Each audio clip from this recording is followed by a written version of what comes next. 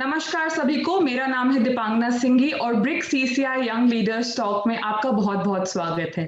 हमारा आज का विषय है करियर इन ब्यूरोक्रेसी और हमारे साथ एक बहुत ही जानी मानी हस्ती और स्पेशल गेस्ट मिस टीना डाबी जो कि एक आईएएस है, हमारे साथ जुड़ी हुई हैं। Very warm welcome ma'am. A small introduction before she joins. So ma'am is right now posted as the Joint Secretary Finance for Government of Rajasthan. She has been a UPSC topper in 2016 and she is also an honorary advisor for BRICS Chamber of Commerce and Industry, New Delhi. Welcome ma'am, it's great to have you here. Namaskar. Very happy to be connected with all of you today. Thank you for having me. Thank you ma'am. So without wasting any time, let's cut the chase and बातें शुरू करते हैं. So as a beginner would ask, what does a career in civil services look like? So civil services से सब IAS ही समझते हैं. So how do we go about the whole process? Right. Many people mistakenly believe the civil services just to be the Indian Administrative Service. However, civil services, generally speaking, is being part of the overall administration, the overall governance of the country. So apart from the Indian Administrative Services, we have other services also, such as the Indian Police Services, the Forest Services, the Foreign Services, the Revenue Services, among many other services. Now you speak about a beginner.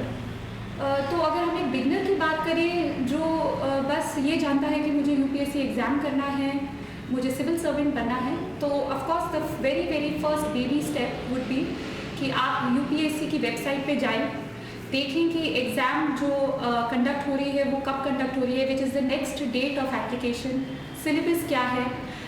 उस website पे even previous year question papers available हैं, तो exam में किस type के question पूछे जाते हैं। तो एक बहुत ही बेसिक फील लेने के लिए आई थिंक एन एस्पिरेंट का सबसे फर्स्ट बेबी स्टेप होगा कि एक यूपीएससी वेबसाइट पे जाके हर चीज़ चेकआउट करे कि अच्छा है क्या एग्जैक्टली। और काफ़ी लोग बात तो करते हैं कि हमें यूपीएससी एग्ज़ाम देना है, बट मैंने बहुत एस्पिरेंट्स को देखा है कि वो इवन सिलेबस बहुत बारीकी से नहीं पढ़ते। So one must carefully go through in a very detailed fashion the syllabus of the UPSC examination. So that is the first thing I would recommend for a beginner. Thank you so much ma'am. So UPSC का आखिर structure क्या है? Right. So the UPSC examination is divided into say 3 phases. So the first phase is that of the preliminary examination, जिसमें objective type questions, multiple choice questions पूछे जाते हैं. The second part of the examination is that of the mains examination, which is comprising of the written papers, and the third part, the third phase is the interview or the personality test. तो ये 3 phases हमारे UPSC examination के examination बनाते हैं। Thank you ma'am. अब हमारे साथ देश भर से बहुत सारे यूपीएससी एस्पिरेंट्स जुड़े हुए हैं और वो ये जानना चाहते हैं कि इन जो 3 स्टेजेस आपने अभी मेंशन की, इससे क्रैक करने की एक प्रिसाइज स्ट्रैटेजी अगर कोई है तो आप शेयर करना चाहेंगे? Right, I'll try to be brief and concise क्योंकि दिस इज़ अ क्वेश्चन जिस पे बहुत सारी चीज़ें हैं जिस पे कही जा सकती हैं। आपने बात करी कि बहुत सारे यूपीएससी एस्पिरेंट्स हमारे साथ जुड़े हैं and I am trying to speak both in Hindi and English so that we cater to both the audiences out there listening to us today. काफ़ी बच्चे जिनसे मैं भी इंटरेक्ट करती हूँ, एस्पिरेंट से इंटरेक्ट करती हूँ, तो वो पूछते हैं कि मैम अभी हम स्कूल में हैं और हमें यूपीएससी एग्जामिनेशन देना है या हम कॉलेज में हैं। सो अगर किसी स्टूडेंट ने स्कूल स्टूडेंट ने अभी से सोच लिया है कि वो यूपीएससी एग्जामिनेशन देकर सिविल सर्विसेज में आना चाहते हैं, तो that's a very good start, क्योंकि स्कूल टाइम से ही जो स्पेशली हमारी 10th, 11th, 12th की जो NCERTs होती है सारे स्ट्रीम्स की, they form a huge part of the UPSC syllabus. तो अगर आप एक स्कूल स्टूडेंट हैं अभी जो as a career civil service को टारगेट कर रहे हैं, तो प्लीज़ अपनी स्कूल की पढ़ाई जो कि स्पेसिफिकली NCERTs हैं उस पर बहुत ज़्यादा ध्यान दीजिए, क्योंकि ये काफ़ी बड़ा चंक है ओवरऑल यूपीएससी सिलेबस का। कोई कॉलेज में है तो अभी से आप अपने ग्रेजुएशन सब्जेक्ट को अपने ऑप्शनल सब्जेक्ट की तरह देख सकते हैं और अभी से एक ऑप्शनल सब्जेक्ट की तरह उसकी तैयारी कर सकते हैं। तो अपार्ट फ्रॉम आप NCERTs पढ़ लें स्कूल के या ऑप्शनल अपने ग्रेजुएशन सब्जेक्ट को एज एन ऑप्शनल सब्जेक्ट की प्लानिंग कर लें, so that will overall help you for the examination जब भी आप उसे देना चाहें। हम अगर वर्किंग प्रोफेशनल्स की बात करें तो ये ये चाहे कोई वर्किंग प्रोफेशनल हो या एक स्कूल स्टूडेंट हो या कॉलेज स्टूडेंट हो, अगर यूपीएससी की परीक्षा दे रहा हो तो ओवरऑल एक एवरीडे बेसिस पे 7 to 8 आवर्स की स्टडी रखती है। तो एक वर्किंग प्रोफेशनल को अपने अपार्ट फ्रॉम हिज और हर वर्किंग शेड्यूल वो टाइम फ्रेम निकालना पड़ेगा फॉर द स्टडीज़। अब हम अगर स्पेसिफिकली बात करें तो प्रिस्क्राइब्ड बुक लिस्ट, सो कौन कौन सी किताबें पढ़ी जाती हैं यूपीएससी एग्जामिनेशन के लिए, इसको मैं और अन्य बहुत सारे IAS officers, IPS officers, civil servants जो सिलेक्ट हो चुके हैं, उन्होंने एक एक्सटेंसिव लिस्ट ऑलरेडी दी हुई है जो आप इंटरनेट पे सर्च करें तो मिलेगी, तो मैं उस पर बात नहीं करना चाहूँगी। मैं बात करना चाहूँगी कि जब आपके पास वो प्रिस्क्राइब्ड बुक लिस्ट हो तब आपकी स्ट्रैटेजी क्या रहे। तो स्ट्रैटेजी ऑफकोर्स रहेगी कि आप उसे स्टडी करेंगे, प्रिपेयर करेंगे, उन बुक्स को आप मेमोराइज करेंगे, रिवाइज करेंगे। और मेरी इसमें स्पेसिफिकली प्रीलिम्स या मेंस के लिए ये एडवाइस रहेगी कि जो बुक्स हैं उनको मिनिमम आप 3 to 4 टाइम्स रिवाइज कर सकें before going for the examination, because then that will make you very familiar with what will be asked या what can be asked in the examination. दूसरी चीज़ जो प्रीलिम्स और mains दोनों के लिए वर्क करेगी वो है practicing previous year question papers. तो आप प्रीवियस 10 ईयर्स के क्वेश्चन पेपर्स को बहुत एक्सटेंसिवली स्टडी करें, उन्हें अटेम्प्ट करें, उसके क्वेश्चंस देखें, उससे आपको आइडिया भी लगेगा कि किस टाइप के क्वेश्चंस अगली एग्जाम में पूछे जा सकते हैं। इसके अलावा मॉक टेस्ट पेपर्स जो आपको मार्केट में मिल जाएंगे, जो वेबसाइट्स पे मिल जाएंगे, कोचिंग इंस्टीट्यूट्स में मिल जाएंगे, बहुत सारे ज़रिए हैं। तो जो मॉक टेस्ट पेपर्स हैं उनकी बहुत अच्छी प्रिपरेशन करें, क्योंकि वो आपको बताएंगे कि करेंटली कौन कौन से ऐसे क्वेश्चंस हैं जो यूपीएससी अपनी एग्जामिनेशन में पूछ सकता है। So practising, revising, memorising, these are the 3 pillars जो प्रीलिम्स और मेंस के लिए एक स्ट्रैटेजी आपके लिए बेनिफिशियल साबित हो सकती है। फाइनली अगर हम बात करें पर्सनालिटी टेस्ट के लिए, तो बहुत सारे एस्पिरेंट्स इस पे भी बात करते हैं कि मैम हमारे स्पीकिंग स्किल्स अच्छे नहीं है, कम्युनिकेशन स्किल्स अच्छे नहीं हैं। तो ऑफकोर्स पर्सनालिटी टेस्ट जो कि इंटरव्यू है वो काफ़ी ज़्यादा निर्भर करेगा कि आप कितना अच्छा अपने जो आपके ख्याल हैं, जो आपके थॉट्स हैं, how well you can put them into words. So of course you have to improve your speaking skills, and again ये प्रैक्टिस से होता है। सो आप चाहे मॉक इंटरव्यू टेस्ट लें या सिंपली एक मिरर के सामने प्रैक्टिस करें, but you have to practice how you present your thoughts in words and expressions.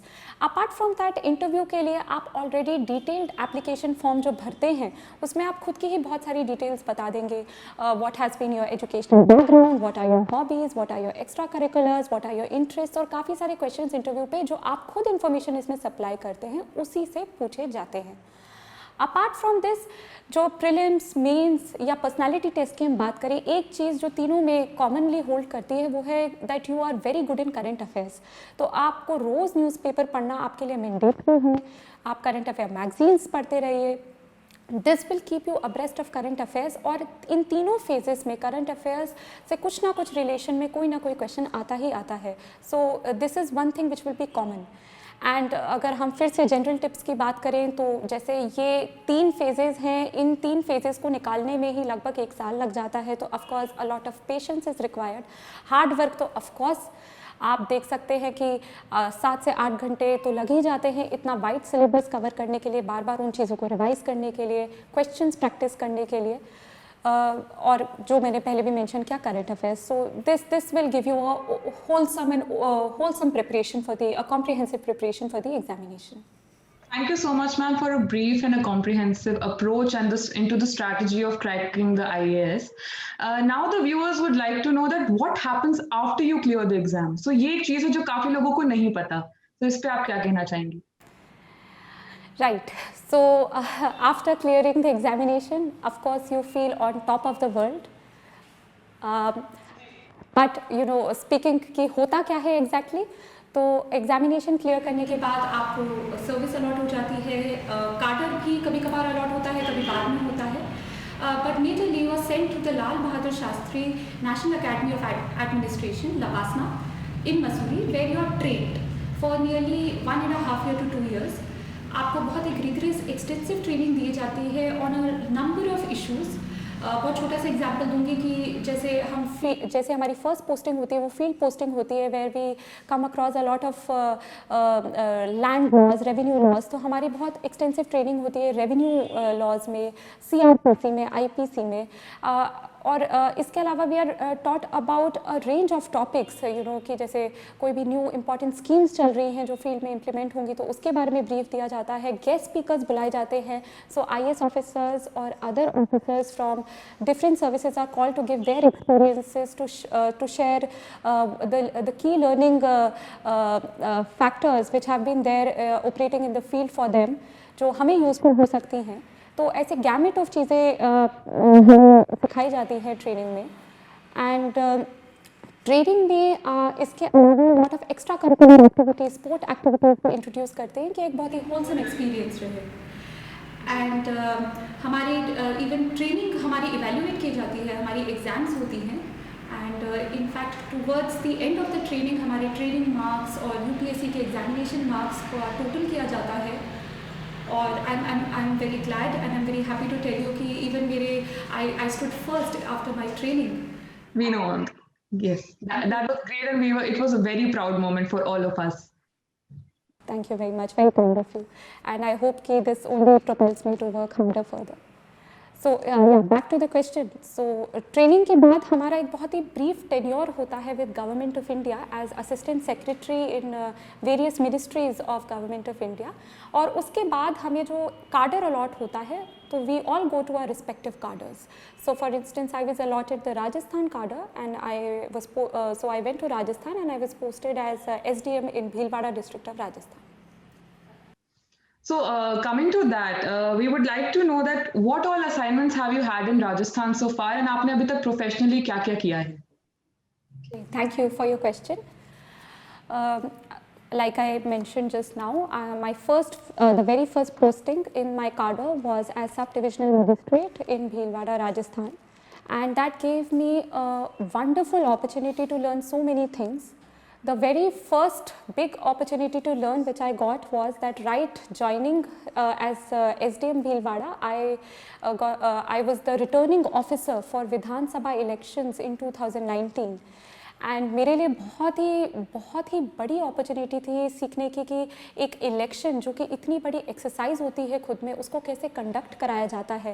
Right from filing of nomination papers to scrutinizing them to checking the polling booths for pollings and finally the polling day comes and then आप सारी EVM machines लेके जाते हैं and फिर a few days later पूरा counting process होता है, then declaration of winner होता है. So it's a very huge exercise and it was a very big learning experience. In fact, I was just 24 back then और एक joke चला करता था कि the minimum age to contest the election is 25 years, but the returning officer herself is just 24 years. So बहुत सीखने को मिला और बहुत बड़ी opportunity थी मेरे लिए. And just after that, within 2-3 months, लोक सभा elections हुए थे. And so I was assistant returning officer for Lok Sabha elections, and उस time थोड़ा creative aspect भी use करने को मिला मुझे अपना. We were trying to motivate the first time voters जिन्होंने just 18 years of age reach किया था, that they are motivated to come out and vote. And हमने एक बहुत अच्छा campaign चलाया था in Bhilwara where we tried to connect food with everyone. सो आजकल यंगस्टर्स को बाहर खाने पीने का बहुत शौक रहता है, तो हमने क्या किया कि we came out with catchy slogans कि खूब खाइए चाट पकौड़ी बट वोट करना भी है ज़रूरी. सो यू नो वेरी देसी कैची स्लोगन्स लाइक दैट कि बिल्कुल वो एकदम कैप्चर करे द ऑडियंस. एंड हमने हर ईटरी, हर रेस्टोरेंट में ये लगाया था. इवन वेटर्स को हम लोगों ने मतलब रेस्टोरेंट्स के साथ मीटिंग करी थी और उनको बोला था कि अपने वेटर्स को भी आप ट्रेनिंग दीजिए कि कोई भी आए तो जब बिल दे तो बोले कि सर आप मुझे टिप दें या ना दें, बट आप इस तारीख को वोट करना ना भूलें. And we had even partnered with Zomato, क्यों आजकल होम डिलीवरी और ये इतना इन था कि जोमेटो वाला भी आपका ऑर्डर डिलीवर करते समय आपको बोले कि आप इस दिनांक को आइए और वोट ज़रूर करिए. And we got very good results. We were so happy with the results that the first time voters in Bhilwara for the Lok Sabha elections voting percentage was over 80%. So I think the campaign was usually a huge success, and मैं यही कहना चाह रही थी कि मुझे बहुत ज़्यादा learning opportunities और काम करने का मौका मिला था during elections both Vidhan Sabha and लोक सभा. बट अगर बात करें लाइफ टाइम लर्निंग एक्सपीरियंस की तो आई थिंक वो कोविड के दौरान था. So I was very lucky and fortunate to be part of the team which was behind the Bhilwara covid model. तो हमने पूरा कोविड मैनेजमेंट जो हमारी लॉकडाउन स्ट्रैटेजीज़ थी, कंटेनमेंट स्ट्रैटेजीज़ थी, उस पर I was very fortunate to be part of the team. और हमने बहुत कोशिश करी कि हम उसे इफेक्टिवली इम्प्लीमेंट करें. एंड हमारे लिए बहुत बड़ा लर्निंग एक्सपीरियंस था कि एक पब्लिक एक्सीजेंसी है, इसको कैसे मैनेज करें, how to ensure the key services are running, people are not inconvenienced, how they are motivated to stay at their homes. At the same time, उस टाइम भीलवाड़ा एक hotspot हो गया था back when I was posted there, and हमने as a team with public support, and we were so happy कि public supported all the initiatives, and without them this would not have been a success. Without the government supporting us, the seniors, everybody guiding us, and it was a wonderful learning opportunity for me again. फिर after Bhilwara I was posted as chief executive officer Zila Parishad in Shri Ganganagar district of Rajasthan. And my tenure there was very brief, just for 4 months, but again a platform where I could learn so much. So to just tell you, being a chief executive officer of Zilla Parishad, you get to monitor and implement effectively all the schemes of Panchayati Raj and rural development, say MG Nareka, स्वच्छ Bharat and the likes. तो उसकी अच्छे से monitoring करना, उसको implement करना कि last grass root level तक बेनिफिट्स पहुंच पाए जो गवर्नमेंट देना चाह रही है. तो it was again a very big learning platform. And at the moment right now I have just got recently transferred to Jaipur, and I am working as Joint Secretary Finance in the Taxation Division to Rajasthan government. So this is my latest assignment, and अब मेरा काम is more of a confidential nature, and but I will still tell you like अभी budget आ रही है, so we are working on the budget, and so this is what it is at the moment. So I was saying that from topping the exam at the age of 22 to conducting elections at 24 to fighting COVID in Bhilwara at 26 and now looking after the finances of Rajasthan at the age of 27. You've come a long way. So ma'am, what is that one principle that you strongly abide by, and what motivates you to keep going when the going gets tough? I would again apologize to all viewers. We had a technical problem. Now back to your question, Dipamna. Thank you. When you say that from 22 to 27, yes, it has been बहुत बढ़िया 5 साल where I have learned a lot, and I hope that I continue to working hard and learning more as I go on in my career. I think of course there are highs and there are lows, and especially when there are lows, it is the love and support of my family and friends which keeps me going.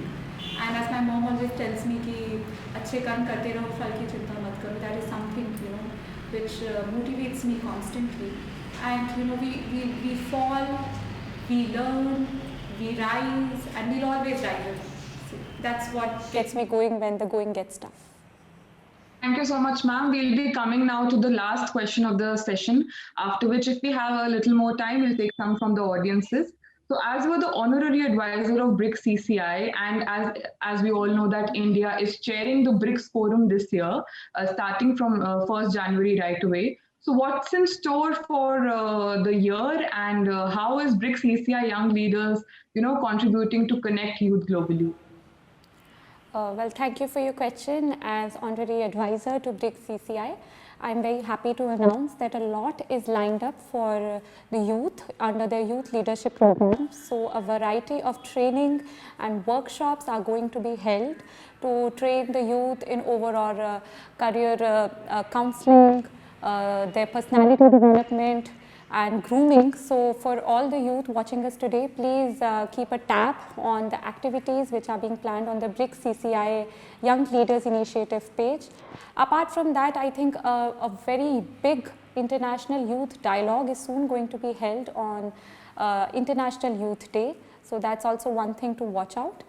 And since BRICS CCI is a lot into promoting entrepreneurship and young business and startups, so they are coming out with a series on startup where they have selected 50 best startups in the country to mentor other people who want to work on starting their own business.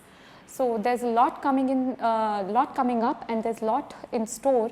So all those who are interested, please keep a tab on what all is being planned by BRICS CCI.